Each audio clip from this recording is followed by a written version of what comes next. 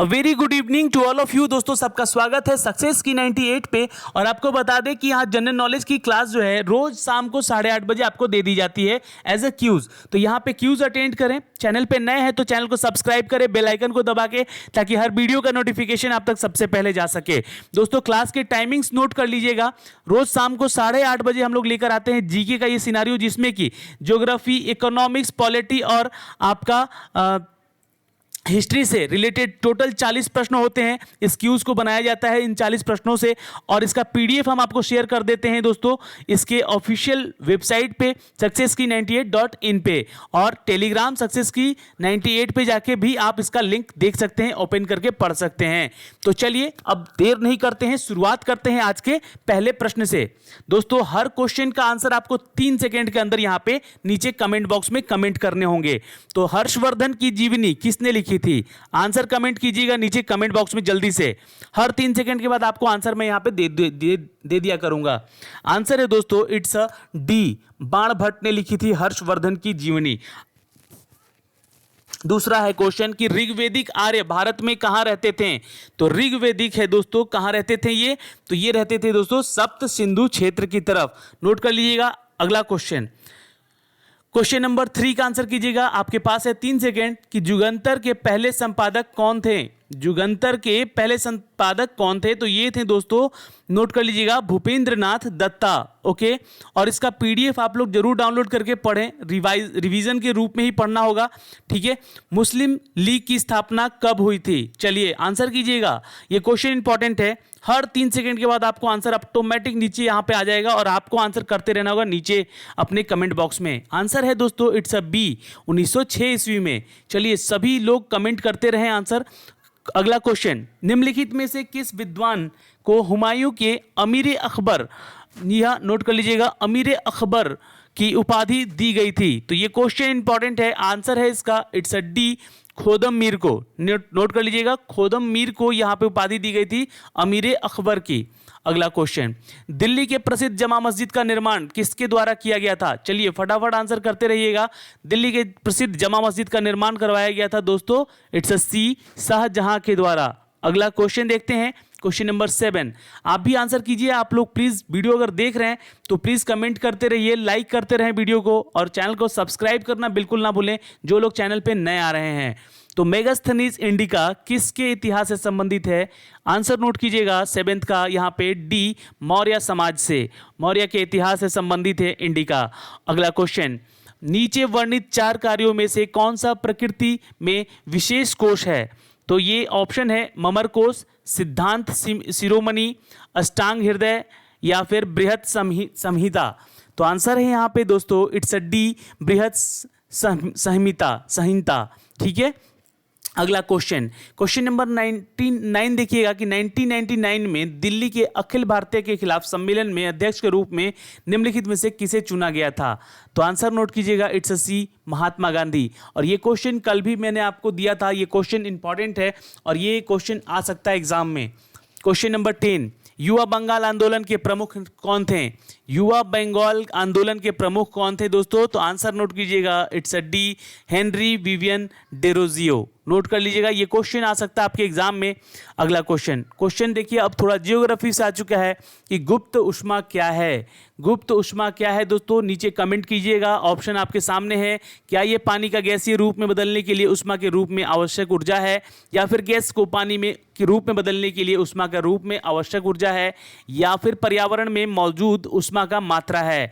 तो आंसर है it's a ए, ये पानी के गैसीय रूप में बदलने के लिए ऊष्मा का एक रूप है। अगला क्वेश्चन, उष्मांक क्या है? चलिए आंसर कीजिएगा। यहाँ पे उष्मांक जो है दोस्तों वह तापमान है जहाँ पर आपको हवा संतृप्त हो जाती है, यहाँ पे सैचुरेटेड हो जाती है, आपको जो टेम्परेचर होती है वो क्या हो जाती है? हवा में सैचुरेट हो जाती है। अगला क्वेश्चन, सामान्य गिरावट दर, नॉर्मल लैप्स रेट किसे कहते हैं? चलिए आंसर कीजिएगा। बहुत ही अच्छा क्वेश्चन है ये, और ये क्वेश्चन पूछा जा सकता है, ज्योग्राफी से रिलेटेड है ये क्वेश्चन।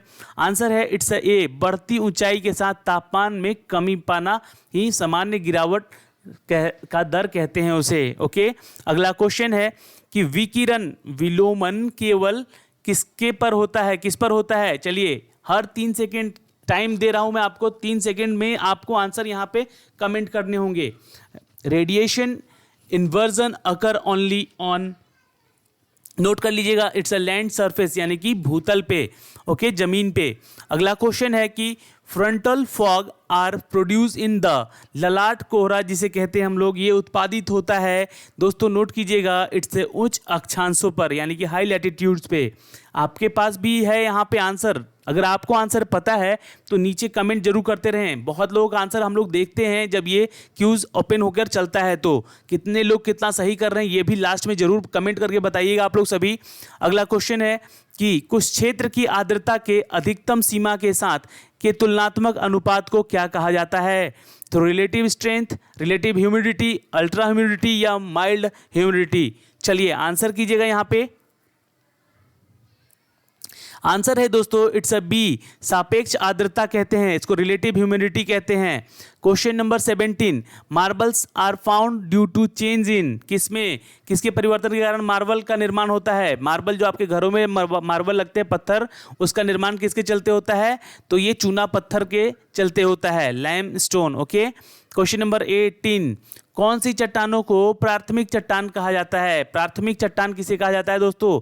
फटाफट आंसर कीजिएगा नीचे कमेंट बॉक्स में। आप सभी के आंसर यहाँ पे देखे जा रहे हैं और कितने लोग कितना आंसर सही कर रहे हैं ये भी आपको बताया जाएगा, पर आप लोग भी अपना कमेंट जरूर देखते रहें कितने आप लोग सही कर रहे हैं। तो आंसर होता है यहाँ पे अग्निमय चट्टानें, ठीक है, नोट कर लीजिएगा। अगला क्वेश्चन देखते हैं 19, लॉसेस इज अ, लॉस एक क्या है, एक तरह का, तो ये है दोस्तों इट्स अ डी, नोट कर लीजिएगा, हवा निक्षिप्त अवसाद है, ये वाइंड डिपोजिटेड सेडिमेंट्स हैं ये, ओके। अगला क्वेश्चन, सेडिमेंट्री रॉक्स जो होते हैं, अवसादी चट्टानें कहे जाते हैं, किसके माध्यम से व्युत्पन्न होते हैं? तो नोट कर लीजिएगा, आंसर होते हैं ये किसके चलते? तो विघटन और अपघटन दोनों के चलते, आंसर होगा सी यहाँ पे। अगला क्वेश्चन, निम्नलिखित में से किस पंचवर्षीय योजना को गाडगिल योजना के रूप में भी जाना जाता है? तो आंसर कमेंट कीजिएगा, दूसरी, तीसरी, चौथी या पांचवी पंचवर्षीय योजना। तो गाडगिल योजना के रूप में भी जाना जाता है इसको, यह है तीसरी पंचवर्षीय योजना, ओके। ये क्वेश्चन बहुत ही इंपॉर्टेंट है, आ सकता है एग्जाम में। भारतीयों द्वारा प्रतिबंधित पहला बैंक कौन था? ये क्वेश्चन इंपॉर्टेंट है दोस्तों आपके एग्जाम में आने के लिए। The first bank managed by the Indian was, चलिए आंसर नीचे कमेंट कीजिएगा आप लोग।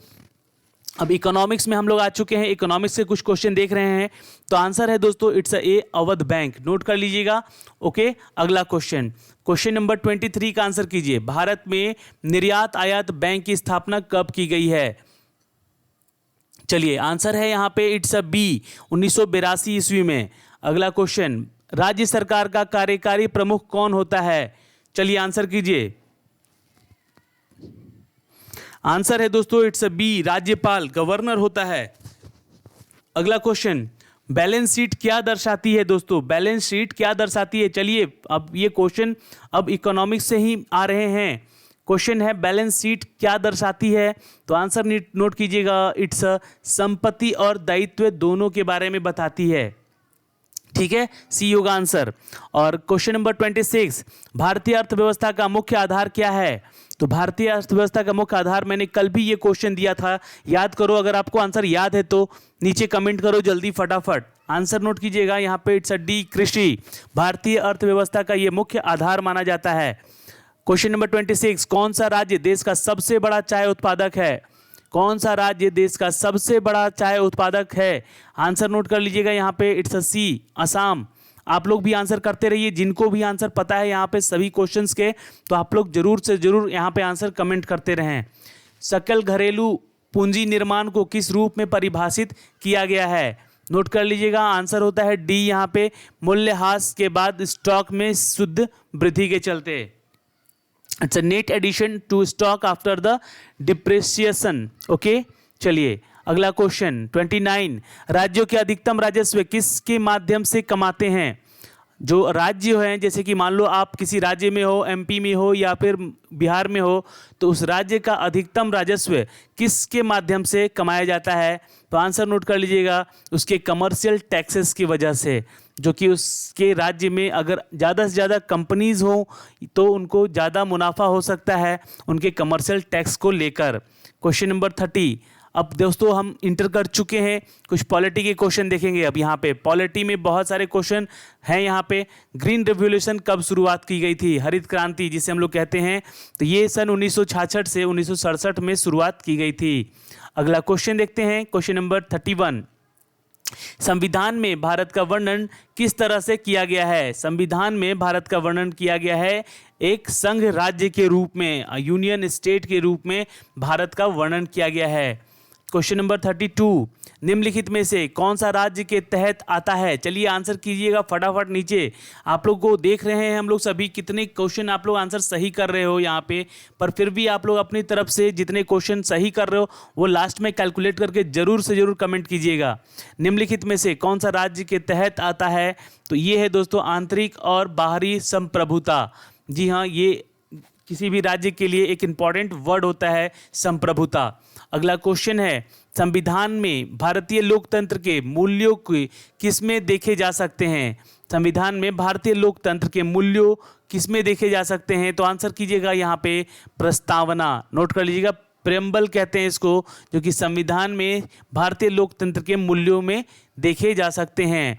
Question number 34। यहाँ पे हर क्वेश्चन का आंसर देने के लिए आपको 3 सेकंड का वक्त दिया जा रहा है और आंसर आप लोग जल्दी जल्दी नीचे कमेंट करते रहें। लिखित संविधान के लिए प्रस्तावना को अपनाने वाले देश का नाम बताइए। आंसर कीजिएगा यहाँ पे दोस्तों, it's A America, United state of America. अगला क्वेश्चन दोस्तों, क्वेश्चन है 35 कि संविधान की प्रस्तावना में भारत के लिए निम्नलिखित में से कौन से फॉर्म हैं वर्णित हैं? कौन से फॉर्म वर्णित हैं यहाँ पे?